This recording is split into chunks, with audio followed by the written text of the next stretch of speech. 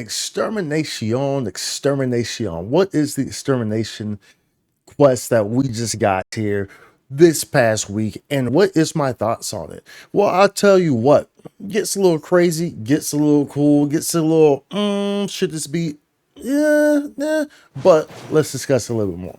So, the Extermination quest, first and foremost, is the new quest, the new standalone party quest. It takes 4 people, and it goes between Redum and Kavaris, switches off every day. Pretty much they have a weak version that is of lesser amount of rounds and much easier to clear. And then they have the ultimate hard version, which is of 10 rounds and takes a lot of coordination for this. Now, let me first go over the initial experience that I had with it so I can kind of touch on both sides with the casual player and with, the players who actually try. I will definitely say that I was frustrated the first day because I could not get a group together. I could not. I had missed the wave, because I got on the game late, so I had missed the wave. I couldn't get a group together, and so it was very frustrating. I wasn't able to really do it on day one because of that. I could not get a group together. The all the cliques are already formed, and you got to understand that this game is kind of cliquish, in terms of people kind of getting their own little groups inside their groups of their groups, and then they stay grouped in the group of the groupity group, whatever. That is, it's kind of how that is. It's not. It's just how it is. So as a result, trying to do that without having your set group, it's just virtually impossible. It's already difficult enough, which is okay. No, it's okay that you have that we have difficult content like that. And of course, there's the easier version, and then there's the higher tier version, right? That's okay as long as you can get a group. As long as you have a group. I wish that MMOs were like they used to be in the past, in that they were so heavily community driven. Where in the past it would be very easy to do stuff like that, but more so, this is how the world is now, where people are more so secluded, more so, they don't interact with people. They just stay behind the screen. They don't really know how to interact with people. Like a lot of people spend time just behind the screen constantly, so like they can't go out and interact with people because it's like not the normal thing now, right? Like people don't want to like pick up the phone anymore, right? It's like, hey, just text me. Why are you calling me, right? Like people don't interact. So that's just kind of how the state of the world is, and it reflects in, unfortunately, it reflects in the state of current MMOs. So that does make it a little bit difficult for doing the extermination quests. And I was visibly frustrated for sure on that first day where I couldn't find a group because I really wanted to run it. Fortunately, I was able to communicate with some people and get a group lined up for the following day, in which we did the Redum runs. Now, once we go in there and once we actually do it, this is a very fun quest. It's a very fun quest because you get to communicate with your teammates. You get to go through the process of trial and error.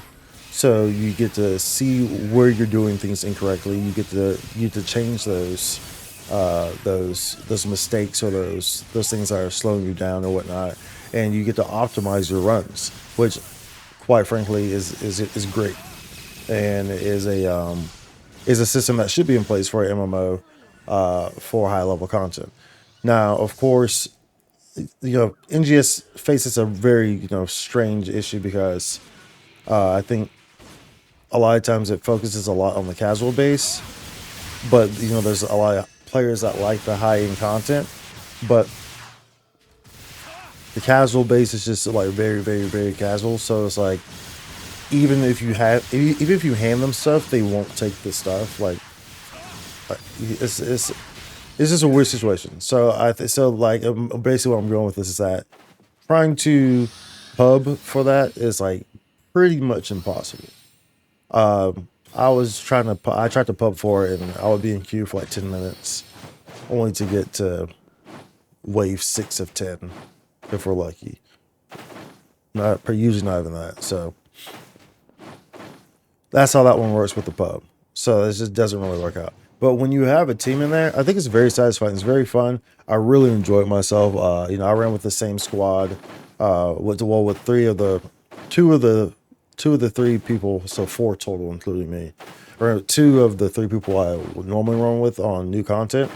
The same people I cleared solos with on day one, and within I think the first hour, yeah, within the first hour, and then MDFA R2 or MDFA, whatever you want to call it, Malignant Dark Falls Aegis, and never felt that once, and did all 30 for the in Master Cube in one day.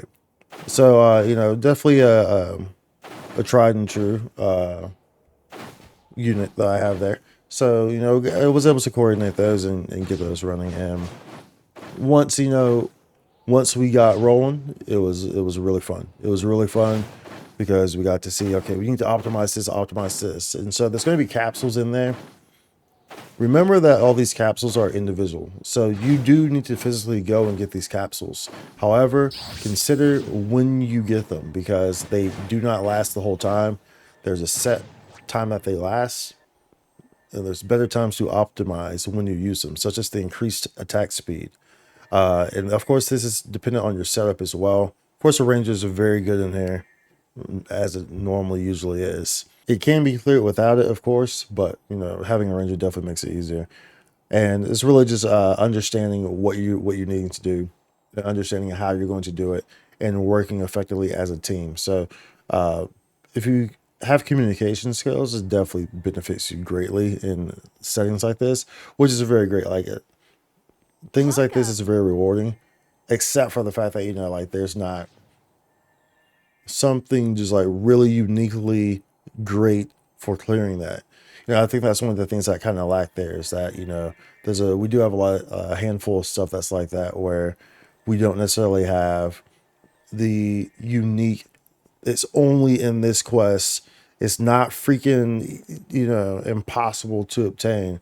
Like it's not an impossible drop rate. Like what I'm saying, but it's only in this quest, and it's a good item. It's a very good item. We often don't really have stuff like that, and it would be nice if we did. However, however, we all know that can't work because if that were to happen, the community would be like, "Oh, it's too hard to get. It's locked behind this.